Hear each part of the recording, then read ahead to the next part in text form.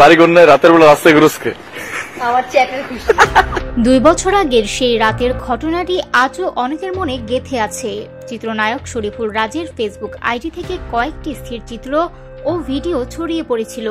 তার মধ্যে একটি ভিডিওতে দেখা যায় রাজ আর অভিনেত্রী সুনেরা বিনতে কামালের বন্ধুত্বপূর্ণ আড্ডা আর কিছু অসংলগ্ন আলাপচারিতা। মজার ছলে করা সেই কথোপকথনের ভিডিও মুহূর্তেই ভাইরাল হয় সোশ্যাল মিডিয়ায়। শুরু হয় তুমুল আলোচনা। এরপর থেকেই দূরত্ব তৈরি হয় রাজ ও সুনেরার মধ্যে। দীর্ঘ 2 বছর দুজনকে আর একসঙ্গে দেখা যায়নি। ঘনিষ্ঠ মহলের অনেকে বলেছিলেন ঘটনার পর তাদের সম্পর্ক বেশ টানাপোড়েনের মধ্যে দিয়ে গেছে। তবে 2 বছরের সেই অভিমান তবে কি আজ ভাঙল? কারণ শরীফুল রাজের জন্মদিনে সুনেরা নিজের ফেসবুকে শেয়ার করেছেন দুজনের একটি ছবি। সঙ্গে লিখেছেন, শুভ জন্মদিন দোস্ত, তোমার জন্য আরো একটি আশীর্বাদের বছর আসুক। তুমি দুর্দান্ত একজন অভিনেতা, প্রতিদিন নিজের পথে একটু একটু করে এগিয়ে যেও।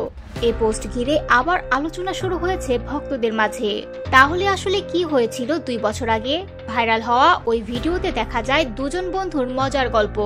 তবে সুনেরার অসংলগ্ন কিছু কথা নিয়ে নেটিজেনরা প্রশ্ন তুলেছিলেন, এগুলো সাম্প্রতিক কিনা, সেগুলো তারই বলা কিনা। তখন সুনেরা স্পষ্ট করে জানিয়েছিলেন ভিডিওটি বহু পুরনো, নডরাই সিনেমার ডাবিং এর দিনের। সেই সময়কার ফাজলামির মুহূর্তই ভুলভাবে ছড়িয়ে পড়েছে। আমি একটা ফ্যামিলি বাসায় থাকি, আব্বুর সাথে, আমার বোনের সাথে, আমার ভাইয়ের সাথে। এটা খুবই স্টুপিড একটা বিষয় এবং লোকেশন চেক করলে আসলে বোঝা যাবে কে কোথায় ছিল। ঘটনার পর রাজও লাইভে এসে ক্ষমা চান। তিনি জানান সুনেরা তার খুব কাছের বন্ধু, এমনকি তাদের পরিবারগুলোর মধ্যেও যোগাযোগ রয়েছে। রাজ বলেন, আমার কারণে ওর পরিবার হ্যারাস হয়েছে, আমি দুঃখিত। আমরা ভালো বন্ধু হয়েই থাকতে চাই।